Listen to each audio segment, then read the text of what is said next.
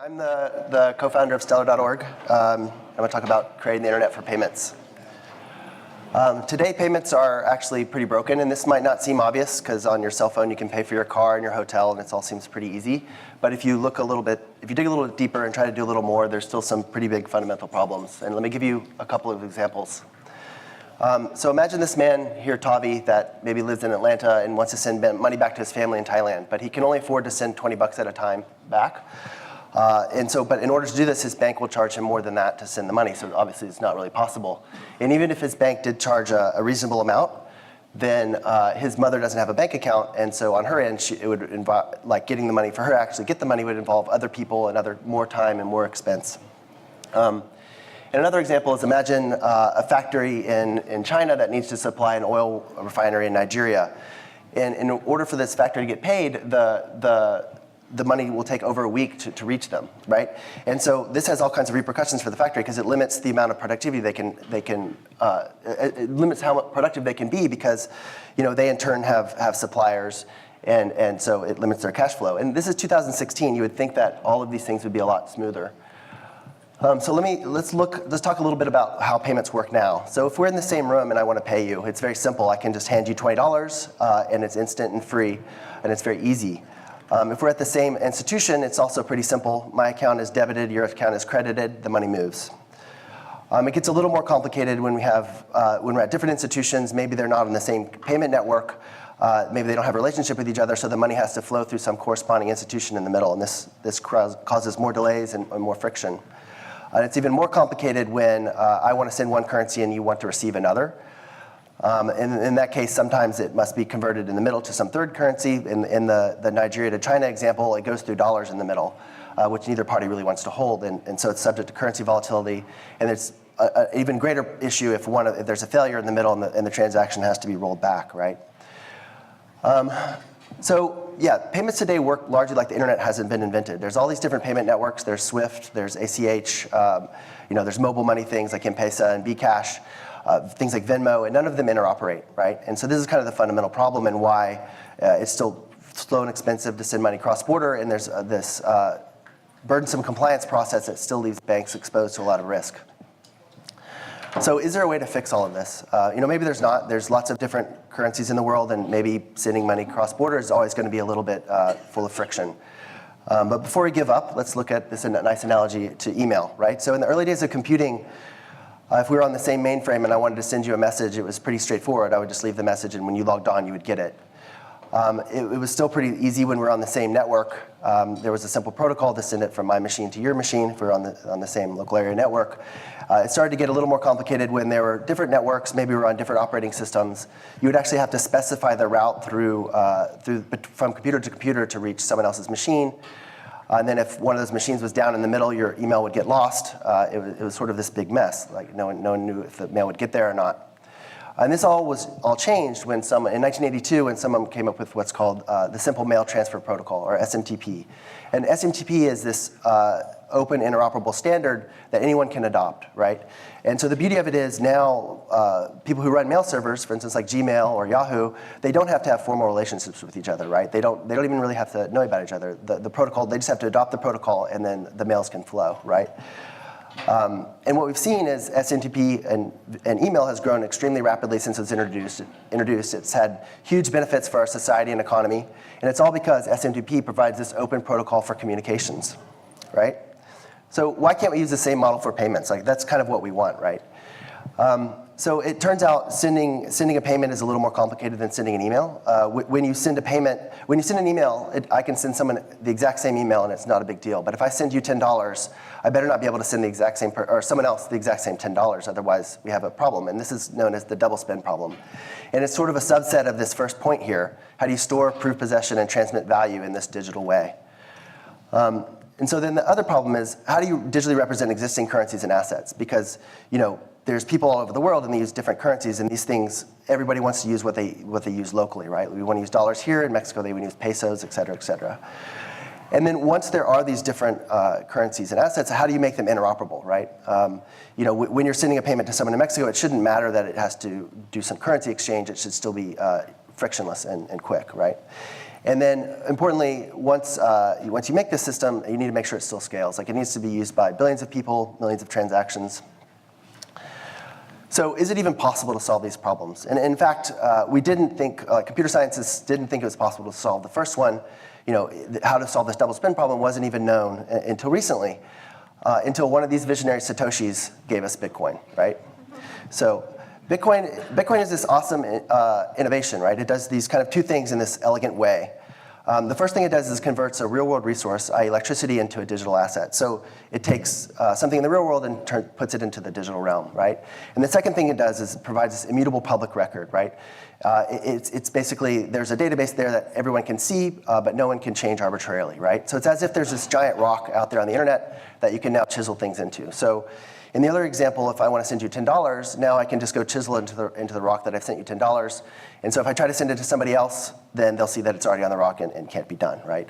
So that's great. Bitcoin solves the double spend problem, right? So it solves the first issue on our list here. But we still have these three remaining challenges, so how do we solve them? And then you might first think, well, maybe we'll just kind of keep adding stuff to Bitcoin until we get there, but that's not really the way software works. You kind of want to have the design from the beginning and just solve these simple issues, right? So Bitcoin was designed to be a new currency. It wasn't really designed to be this unifying universal payment network. So that's what Stelar does. It solves these three remaining issues. So I'll just kind of walk you through how we do that. So the second problem is, how do we digitally represent existing currencies and assets, right? So what that means is if you have a digital dollar in this network, you want to eventually be able to take it and redeem it for an actual dollar, right? So somewhere out there in the world, there needs to be a physical dollar that's backing this digital dollar. So there needs to be cash in vaults somewhere. And luckily, we already have institutions that do this, and they're called banks, right? So Stelar, we have this concept called anchors, and all an anchor does is it takes a dollar or any kind of currency that's represented in the traditional payments networks now and puts them into the Stelar network, right? So it goes from existing network or existing fiat to digital realm, right? So that's great. That solves the second problem. Now the third problem is, how do you make these things interoperable, right? So if I have digital dollars but you want to receive digital pesos, how can we do this exchange, right? So Stelar is just a digital database, so you can put other information in it, right? So one of the things we put in there are offers to buy or sell these different currencies, right? So you can put up offers to, for instance, here, buy some Naira and sell some yuan, right? And then when somebody wants to send money from Nigeria to China, they go through your offer, right? So when they go to make the payment, atomically it'll look for it'll look for what's the best rate in the order book and take that payment or take that order, and so you'll basically be selling your Naira to someone in the middle who will be giving yuan to the person on the other side. And this whole thing happens atomically and within just a few seconds, right? And the fourth problem is, how do you make sure the system still scales? So one of the ways that we do this is with the Stelar consensus protocol, and all of these blockchain type technologies have an underlying consensus protocol. And the consensus protocol is how the network agrees upon what is on that big rock, right? So SCP, it doesn't use proof of work. It has a few different properties, right? So it doesn't require like a room full of machines to validate the network. It's all just simple message passing between the participants. It has really low latency. It's 3 to 5 seconds to confirm a transaction. It has this flexible trust model where you choose who in the network that you're willing to listen to and participate with. The kind of the nitty-gritty details of the algorithm are kind of beyond this talk. If you're interested, we have a good video by Professor David Mazaris, who wrote this white paper about how it all works.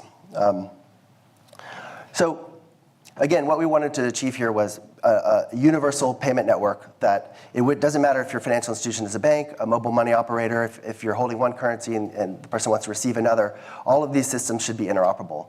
And so that's what Stelar is. It's an open protocol for payments. So that's great. So we kind of technically solve these problems. There's still some, again, what we're running to do is connect all these different financial institutions together. So we need a way to have a common addressing scheme between participants, right? So we came up with this scheme called payment addresses. It's very similar to email addresses, obviously. And what it allows you to do is, rather than give your bank account number to somebody, because that's like this clumsy system and it's actually not safe, instead you can give this kind of human readable payment address, and it's much easier to deal with. So here's kind of an example of that in practice. So here's this bank's hypothetical mobile wallet where their customer wants to send to their friend Chang in China. So they enter in Chang's payment address, changstarwechat.com. They're given this exchange rate. If they accept it, a couple of seconds later, the euros are deducted from their account, and Cheng has yuan in his account, and there's some market maker person in the middle that now is holding more euro and less yuan, right? So the Stelar network is much bigger than Stelar.org, where I work. It's a collection it's a whole ecosystem of companies that are kind of coming together to make this possible. Here's a few examples of the people that are working with us. There's a lot more that are still not ready to announce, but will be coming out soon. So the implications of some network like Stelar are pretty broad, right? So what we're essentially creating is an internet for payments, right? So much like the internet democratized information, or democratized access to and the creation of information, Stelar will provide not only financial inclusion but a economic participation for all these for anyone in the world, right? It opens it up much wider. So you can imagine like some kid in a basement in Indonesia can now make an app and sell it to anyone on the world for $1, which is just simply not possible right now. And so it has a lot of ramifications. It should be pretty cool, right? So I often am asked, like, will technologies like Stelar or Bitcoin or any of these emerging things, will they destroy banks, or are they going to like displace these existing payment networks, things like this? I don't think so. I think there's always going to be a place for banks. I mean, people want to put their money somewhere. People need loans, things like this. Like banks serve a useful function. But I do think what like the internet and what things like Stelar do is they give you a lot of leverage and they give you a lot of scale. So I think we'll see a similar phenomenon to, for instance, there used to be very many booksellers, but now there's just Amazon, right? There used to be a lot of taxi services, now there's just Uber. There's now lots of banks and different payment networks in the world, but now in the future, there will probably be a great deal of consolidation. And so this is a big, exciting opportunity for people who kind of adopt this technology early and get on board. And what's also interesting is that when you think of the creators of the internet, they didn't anticipate things like Airbnb and Wikipedia and all these really interesting innovations that came along once people were given this open platform for innovation, which was the internet. And I think similarly with Stelar, like we anticipate some pretty obvious use cases, but I think what people ultimately develop with it will surprise us. And so we look forward to seeing what you build. And that's it. So I'm happy to answer questions, and if you have others offline, you can please email us. But yeah.